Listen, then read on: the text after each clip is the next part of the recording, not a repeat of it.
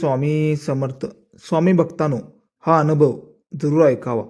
आठवडाभर प्रयत्न करूनही जे काम होत नव्हतं ते एका सकाळीच झालं आणि दुपारपर्यंत आयुष्याला नवी दिशा मिळाली. हा योगायोग नाही, स्वामी समर्थांचा सत्य अनुभव आहे. श्री स्वामी समर्थ. स्वामी अनुभव भाग 56. मी श्री जनकल्याण योजनेचा फॉर्म भरायचा होता. आठवडाभर प्रयत्न करत होतं, पण काही केल्या जमत नव्हता. मनात निराशा होती. आज काळ उद्या भरावा, पण शेवटी मी फॉर्म भरून टाकलं. नंतर काल सकाळी माझ्या खात्यातून पेमेंट कट गेलं आणि त्या क्षणी मनात असा आनंद झाला ते शब्दात मांडणे कठीण होतं. माझी इच्छा होती स्वामींसाठी मोठी देणगी द्यायची, पण 2024मध्ये मी दवाखान्यात खूप सिरियस होतो. खूप खर्चही झालं होतं, कर्जही डोक्यावर आलं होतं. पण स्वामींच्या कृपेने आज मी सुखरूप आहे, फक्त आणि फक्त स्वामींच्या कृपेमुळे.